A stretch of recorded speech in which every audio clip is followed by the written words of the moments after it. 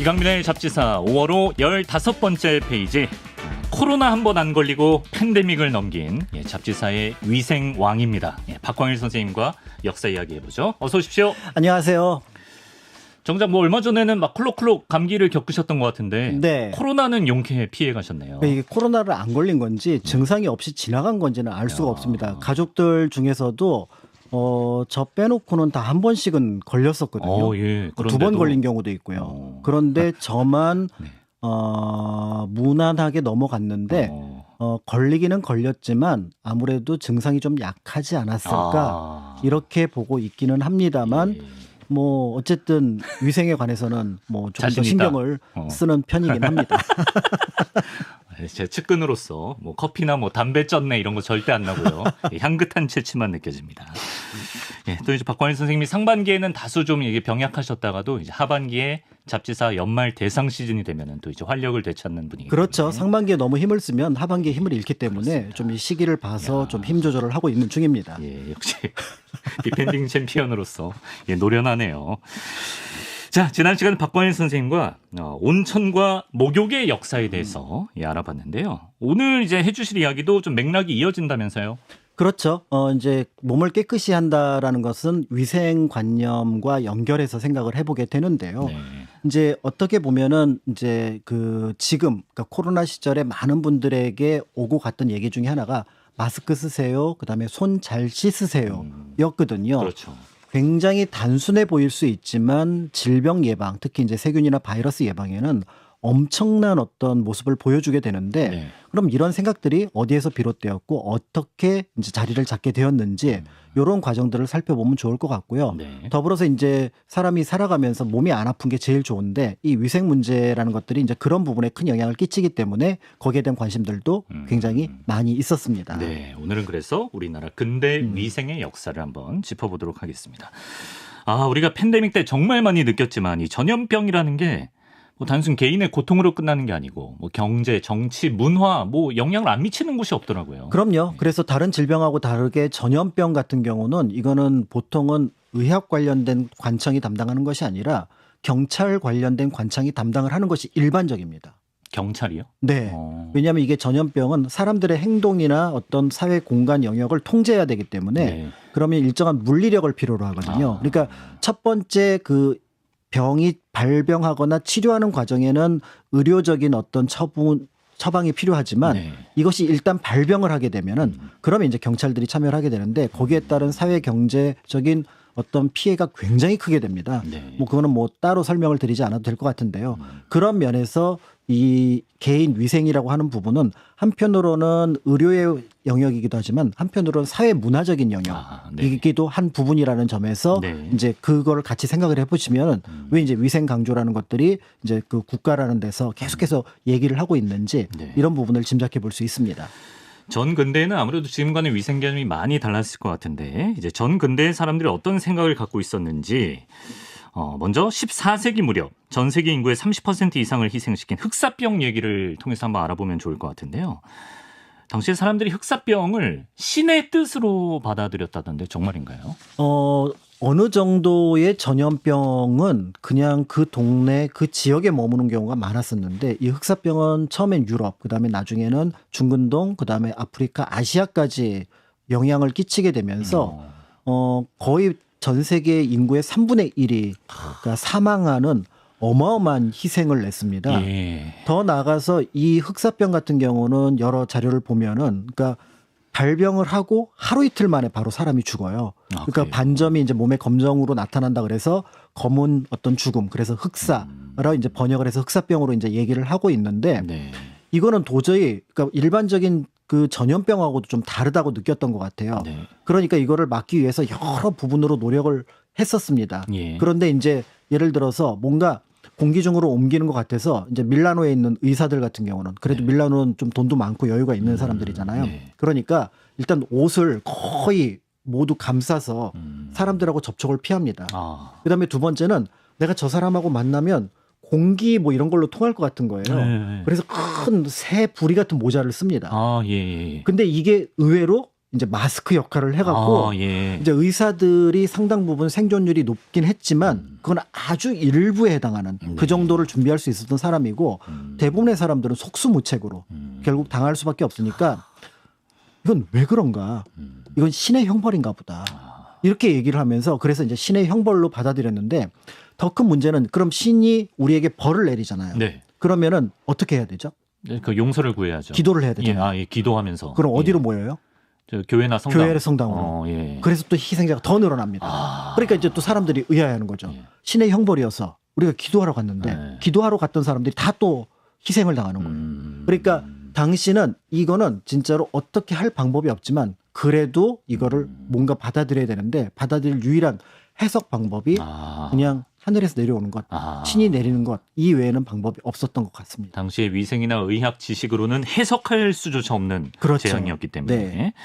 근데 이제 비슷하게 조선 시대에도 역시 전염병이 돌면 기도를 열심히 했다던데요. 그렇죠. 그러니까 조선시대에도 여러 가지 합리적인 방안을 생각을 해서 좀 몸을 씻어라 아니면 뭐 이런 얘기를 하지만 결국 전염병이 퍼지게 되면은 마지막에 쓰는 방법은 기도입니다. 그러니까 마지막에는 그러니까 그 이전에 세균이나 어떤 바이러스에 대한 개념이 없던 시절에는 네. 결국 얘를 어떻게 할 수 없다라고 판단한 순간 그냥 잘 되기를 빨리 끝나기를 그래서 병에 걸린 사람이 낫기를 바라는 방법밖에 없었으니까 사실은 우리는 이제 이거를 기도 또는 어떤 신의 형벌 이렇게 얘기하면 당시 사람들에게는 절망이었겠구나. 네. 이런 것들을 짐작해 볼 수 있죠.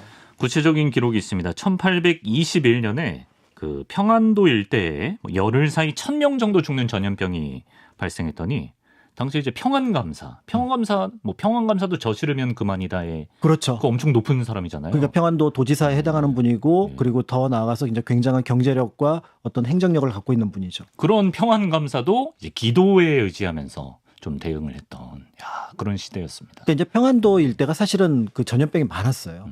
그 이유는 그 대륙에서 넘어오는 길목이잖아요. 옮겨왔구나. 네, 그러니까 이제 평안도 황해도 특히 평안도에서 한번 전염병 돌고 황해도에서 전염병 돌고 그다음에 이제 그게 삼남 지역으로 퍼져나가는 사례가 조선시대 역사 기록을 보면 종종 나타나니까 네. 이제 평안감사가 느꼈던 절망감 또 이게 뭔가 닥쳤구나 아유. 이런 느낌을 아마 받았을 것 같습니다. 예.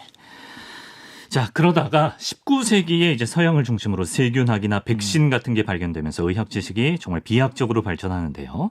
하지만 아직 항생제는 발명되기 전이었기 때문에 치료보다는 예방에 중점을 뒀다고요. 네. 그러니까 1880년대 이후에 이제 유럽에서 세균학이 등장을 하면서 드디어 전염병의 원인들을 찾아내기 시작합니다. 네. 콜레라균이라든지 이런 것들을 찾아내게 되는데 찾아는 냈어요.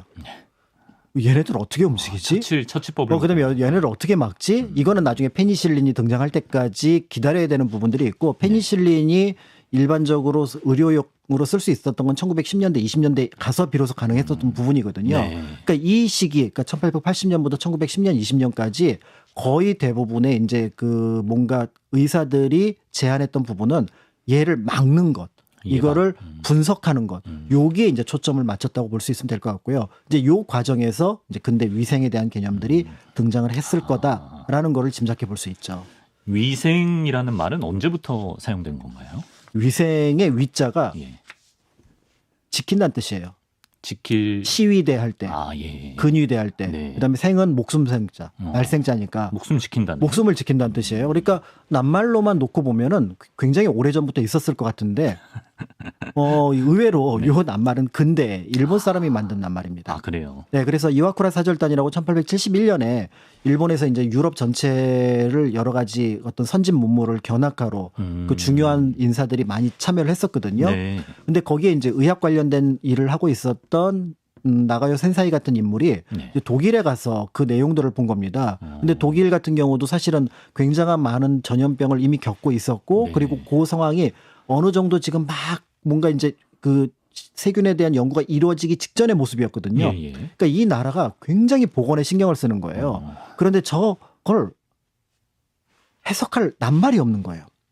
독일에서 쓰는 그 예, 보건의 개념. 보건에 대한 개념을. 예. 그래서 저걸 어떻게 해석을 해야지 하다가 기존에 있던 낱말을 네. 그대로 그거를 좀 변형해서 네. 건강의 뜻으로 번역을 쓴 게 위생이라는 말이 들면서 네. 실제로 이걸 바탕으로 해서 일본에는 위생국이라는 것이 만들어지게 됩니다. 그러니까 낱말이 등장과 동시에 그것을 관장하는 관청이 등장을 함으로써 이제 우리가 익숙하게 쓰는 위생이라는 말이 이제 널리 퍼지게 되는 계기가 만들어지게 된 거죠. 지금까지도요. 네. 예. 자, 위생을 통한 예방. 이렇게 일본의 영향을 우리도 받았으니까 우리도 그때 뭐 일종의 변화 같은 게 생길까요? 일본의 변화를 받기 전에 사실은 우리는 이제 서양 선교사들이 거기에 대한 개념들을 조금씩 영향을 끼치고 있었죠. 네. 예를 들어서 이제 우리나라 같은 경우는 병이 나면은 이제 먼저 의사들이 달려갑니다. 한의사들이. 예, 이제 의원들이 달려갔는데 의원들이 해결을 못하면 그다음에 두 번째로 누가 오시냐면은 굿하는 무당이 오시죠. 예, 저기 김고은 씨. 네. 예. 그러니까 이제 우리가 알고 있는 예전에 그러니까 처음에 그 병을 치료하는 데는 그 집안의 어른, 그다음에 이제 두 번째는 의원, 그다음에 이제 세 번째는 무당. 이분들이 경쟁자였어요. 예. 같은 어떤 그 일을 놓고 경쟁을 하던 것이었는데 예. 그러니까 귀신이 병을 일으킨다 이렇게 얘기를 했었는데 선교사들이 볼 때는 그래도 자신들은 일정한 과학 지식을 가지고 있잖아요. 네. 그러니까 이제 이거를 좀 바꾸려고 노력을 했던 것 같습니다. 그래서 이제 승동교회 목사이면서 고종의 어휘까지 했던 에비슨 같은 경우가 여기에 관련해서 이제 그 전염병 같은 거 그렇게 해결하지 마십시오라고 하면서 포스터를 만들어서 그 내용을 사람들한테 알려나가기 시작했던 거죠. 그 내용을 잠깐 소개해드리면 콜레라는 귀신에 의해 일어나지 않습니다. 이 병은 세균이라 부르는 아주 작은 생명체에 의해 일어납니다. 당신이 해야 할 일은 음식물을 완전히 익히고 다시 오염되기 전에 먹는 것이며 항상 손과 입을 깨끗이 씻어야 합니다. 이건 뭐 지금 위생관념과도 정확하게 일치하는. 그렇죠. 지침이네요. 앞에 귀신 표현만 빼면은. 네. 귀신에 의해 일어나지 않는다고 했습니다. 그러니까요. 근데 지금은 이제 뭐 당신의 병은 귀신에 의해서 일어나지 않습니다. 그러면 이 의사분 뭐지? 뭐 이렇게 그러긴 할 것 같은데 예. 손과 입을 손과 입을 깨끗이 손 씻으셨나요? 네. 예. 네. 손과 입을 깨끗이 씻어야 기침을 하지 않습니다. 그렇습니다. 네. 하반기에는 기침도 안 합니다. 예, 대상 시즌에는. 목 관리도 잘해야죠. 예. 그러니까 이런 것들이었는데 이 포스터가 나갔을 때 제가 보기엔 당시 호열자라고 불렀던 콜레라가 급격하게 아마 줄어들었을 가능성은 있습니다. 물론 이제 그게 순환적으로 움직여서 그 1902년 3년에 다시 한번 엄청나게 콜레라가 창궐을 하긴 하지만 네. 이런 예방법은 이거를 지키는 사람들에게 굉장히 큰 효과를 주었을 것 같고요. 결국은 정부 차원에서 이런 선교사들이 제안했던 이 위생과 관련된 문제들을 어떤 정책에 반영을 하도록 합니다.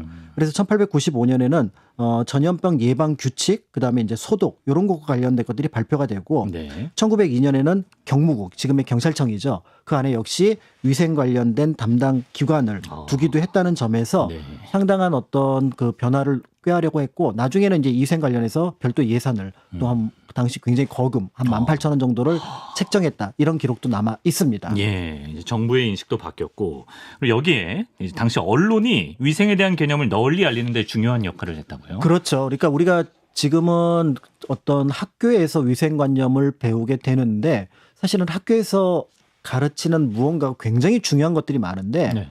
이거를 의무적으로 배워야 되니까 지나쳐버리는 경우가 종종 있어요.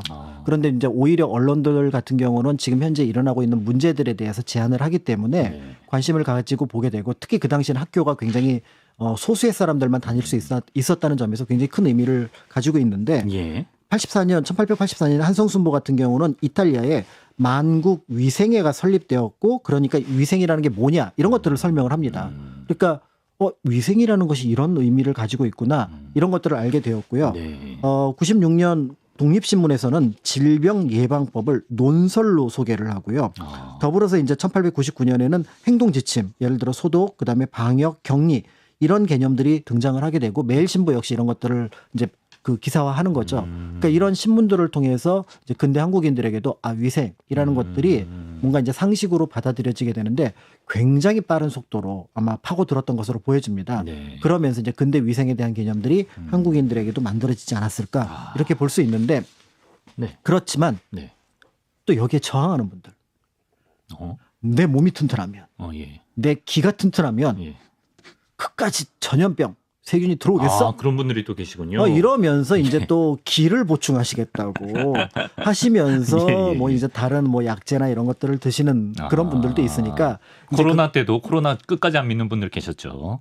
그렇죠. 예. 이거는 뭔가 농간이 있어. 예. 이렇게 하시는데 네. 그렇지만 전반적으로 이제 근대의 한국 사람들은 이런 어떤 위생 의식이라는 것이 널리 퍼져 나가게 되면서 사실은 이제 그런 생각을 하는 분보다는 뭔가 자신의 몸을 깨끗이 해야겠다 이런 분들이 늘어났다고 볼 수 있습니다. 중요한 변화네요. 네. 그 지난 시간에 조선을 찾았던 선교사들이 조선은 정말 청결하지 못한 나라다. 뭐 변 냄새 나고 막 이런다. 뭐 이런 기록들 소개해 주셨는데 실제로 이제 근대에 우리나라를 찾은 외국인들의 생각이 대체로 좀 그와 비슷했습니까? 70년대, 80년대까지는 그런 생각들이 많았던 것 같아요. 그래서 1870년대, 80년대. 네, 1870년대, 80년대 보면은 90년대 보면 좀 확 달라지는 부분들이 있긴 하거든요. 그러니까 도시 구조, 특히 이제 한양 같은 경우는 완전히 이제 구조 자체가 바뀌어서 굉장히 변화에 놀랐다 이런 기록들이 있는데, 네. 근데 그 전까지만 하면은 지금 말씀하셨던 것처럼 예를 들어 문 밖에는 집에서 버린 쓰레기가 쌓여 있고, 그 다음에 조선이라는 나라는 청결이라는 건 없는 나라고 지구상에서 가장 더러운 사람들이고 의복은 더럽고 세탁하지 않으면서 조선인들은 위생에 대한 관심, 인식 이런 게 없다. 이런 말도 안 되는. 뭐 지구상에서 제일 더럽다는 좀 너무 심한 거 아닌가요? 그러니까 제가 보기엔 그 사람이 지구상에 몇 나라 안 가본 것 같아요. 예, 그렇죠. 자기 나라하고 조선 처음 와본 게 아닐까 이런 생각들이 드는데요. 예. 근데 이 위생 문제는 정책의 국가의 정책의 문제도 있고요. 그다음에 이제 거주 환경의 문제도 있고요. 더 나아가서 경제 문제 이런 것들이 굉장히 큽니다. 그러니까 이런 것들을 배제하고 위생 자체로만 논하기는 어렵지만 네. 어쨌든 그 당시 비교적 잘 사는 나라의 중산층 이상의 가정에 살던 사람들이 볼 때는 분명히 취약한 부분은 있었을 거고요. 네, 근데 네. 그 취약한 부분을 조금 이렇게 좀 강조해서 표시한 것이 아닌가 이런 생각이 듭니다. 그렇게 뭐 지구에서 제일 더럽다고 뭐 독설만 할 게 아니라 그럼 자기들이 알고 있는 뭐 노하우 같은 걸 전수해 주면 좋을 것 같은데요. 그러니까 이 노하우를 전수하긴 하는데 여기에도 약간의 지금으로 치면 오리엔탈리즘 같은 자신의 우월함을 표시하는 부분들이 있습니다. 그래요. 그러니까 똑같이 이제 한양에서 조선 사람을 보는데 어떤 사람은 위생적이고 네. 어떤 사람은 그렇지 않다. 근데 내가 조사를 해보니까 저 위생적인 사람들은 교회에 나오는 사람이다. 그러니까 이제 선교사가 볼 때는 이 교회라는 그 공동체 안에서는 그런 위생관념이 퍼져서 그렇게 퍼져 나갔다. 이렇게 봤던 부분들이 있는데 네. 좋게 얘기하면 당시의 현황을 얘기한 거지만 다르게 얘기하면 자신의 영향력. 그걸 굉장히 강조했던 부분들도 있기도 합니다. 네. 그래서 요 뉘앙스는 있는 그대로 문장을 받아들이기보다는 조금은 해석해서 받아들일 필요가 있지만 어쨌든 이런 변화들이 나타나고 있고 또 한편으로 이런 위생에 대한 시선이 굉장히 높이차가 있었구나. 이런 것들도 같이 보게 되는 거죠. 네. 당시 우리나라 사람들에게 비누를 나눠줘야 한다고 주장했던 사람도 있고 또 이렇게 필요한 역할을 하기도 했던 것 같은데요. 네. 그럼 뭐 그 당시에 이제 이 사람들이 왔던 뭐 유럽이나 서구 사회의 위생 수준은 뭐 어느 정도였나요? 그러니까 이제 사실은 서양 선교사가 이렇게 위생을 강조한 이유가 뭘까 이런 게 궁금해지는 거예요.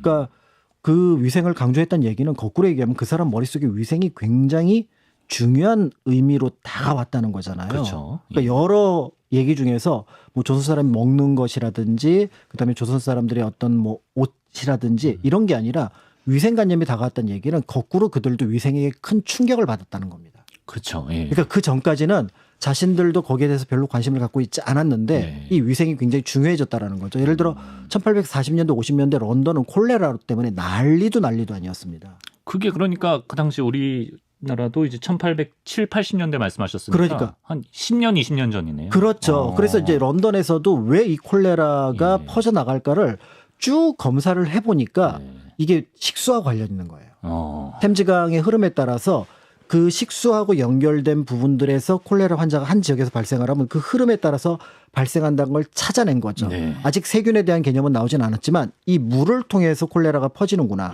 라고 확인을 해서 그다음부터는 식수원을 독립시키기 시작합니다. 예. 그러니까 자신들이 느꼈던 그 충격적인 내용들이 결국은 어떤 세균과 관련돼 있고 그리고 그거를 막기 위해서는 위생이 필요하다. 이런 것들을 갖고 있었기 때문에 네. 그 강한 어떤 인식들이 거꾸로 이제 조선에서는 위생 이렇게 등장을 했다라고 보시는 게 충격을 겪고 왔기 네, 그러니까 때문에. 그 격차가 한 2-30명밖에 차이가 안 나는데 거꾸로 얘기하면 그만큼 그 거기에 대한 그 인식 강도 그거에 대한 어떤 전하고자 했던 의도는 훨씬 더 강했다. 이렇게 볼 수가 있습니다. 그러니까 그때도 이제 유럽에서도 이제 서민이나 좀 못 사는 사람들은 위생이 취약했던 건 마찬가지였던 거죠. 그렇죠. 예를 들어 예. 그런 어떤 그 하수도 개량 공사가 끝나고 그다음에 수원에 대한 어떤 보강이 이루어졌음에도 1880년대 런던을 찾았던 미국인 그 기자를 보면은요. 메리 크라우시라고 하는 사람인데 1897년에 런던을 갔었습니다. 도대체 이 런던이나 파리의 빈민 노동자 계층은 이 전염병 문제 어떻게 할 거냐. 이거 해결하고자 않는데 어떻게 여기를 거대한 어떤 큰 제국의 도시라고 할 수 있느냐. 이러면서 비판했던 기록이 남아 있거든요. 근데 이거는 비판의 대상이 또 미국인이라는 게 좀 어색한데 미국은 사람이 밀집되어 있는 지역이 많지 않아요.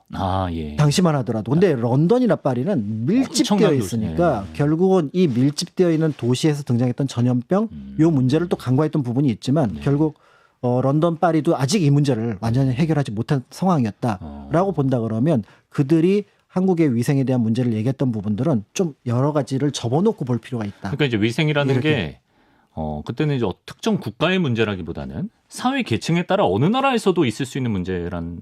그렇죠. 그러니까 예를 들어 만약에 이 선교사들이 처음에 만났던 사람들이 지역에 있던 양반이었거나 지역의 양반 같은 경우는 굉장히 쾌적한 영역 안에서 생활을 했을 거 아니에요. 그러니까 한양에 이제 외곽을 봤다면 그다음에 인천에서 막 개항지로서 사람들이 모여들기 시작한 곳을 봤다면 이런 인식을 가질 거고요.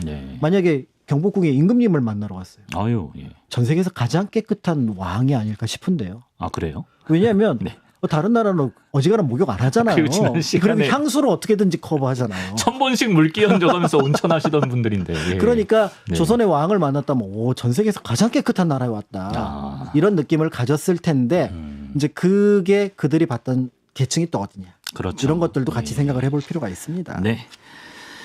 그리고 한편으로는 당시 조선과 조선인에 대한 그들의 위생을 다른 시각으로 바라본 기사도 발견이 된다고요. 네. 그러니까 이제 그 당시 이제 또 다른 시선으로 그러니까 선입견을 접어두고 조선을 만났던 기자들 또는 다른 어떤 선교사들의 기록을 볼 수가 있는데요.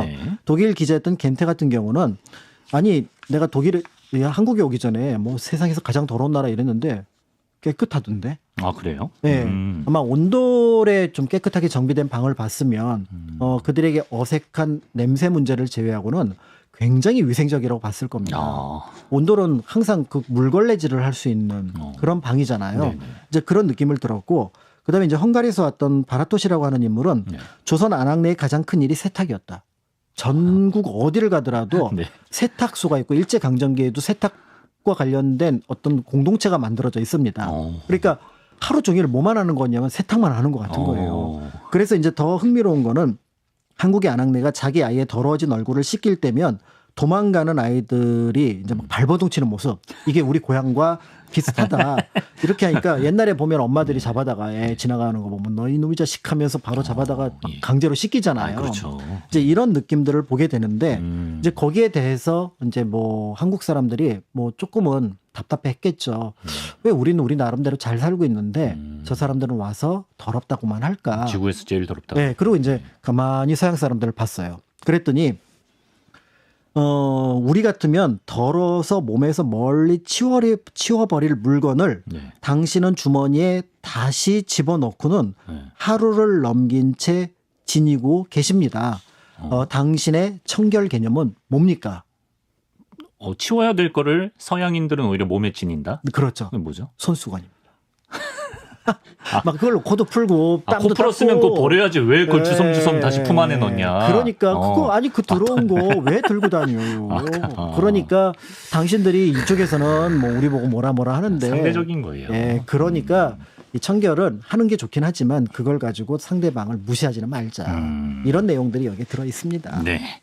자, 이렇게 근대 위생 개념이 우리나라에 자리 잡기까지의 과정, 역사 속 기록을 통해 살펴봤는데요. 이제 끝으로 해주실 말씀이 있으시죠? 그러니까 이제 위생과 이런 것들을 살펴볼 게 청결 문제를 살펴볼 때 중요한 거는 깨끗하게 하는 게 좋습니다. 그런데 상황에 따라서 그걸 깨끗하게 못하는 경우도 있고요. 그 지역 환경의 어떤 문화에 따라서 깨끗한 것이 어색한 나라들도 있습니다. 그래서 그걸 우리가 이러하니 저들도 그래야 한다라는 생각들을 가지시기 전에 왜 이제 어떤 배경들이 있는지를 살펴보고 나서 그리고 나서 만약에 진짜로 조언을 하고 싶다면 조심스럽게 그 상대방의 처지를 생각하면서 조언을 하는 것이 맞겠다라는 생각이 들고요. 그것과는 별도로 현재 한국 사회에서는 그래도 깨끗하지 않으면 대접 못 받습니다. 갑자기. 우리 또 광일탕을 나중에 창업하실 예정이라서. 그래서 이제 가끔 이제 이렇게 뭐 이렇게 다니다 보면은 이제 조금 이제 자기 몸에 대한 관심이 좀 덜하신 분들이 계시는데 네. 그거는 이제 자기뿐만 아니라 이제 위생이라는 건 다른 사람에도 영향을 끼칠 수 있으니까 네. 꼭 그렇게 하시면 좋을 것 같아요. 마지막 메시지가 요런 메시지. 네, 전철 탈 때, 여름에 버스 탈 때 네. 중요하죠. 그렇습니다. 예. 네. 자, 이렇게 잘 씻으시길 바란다. 당부 말씀과 함께 근대 위생의 역사에 대해 알아봤습니다. 박광일 선생님, 오늘도 말씀 고맙습니다. 감사합니다.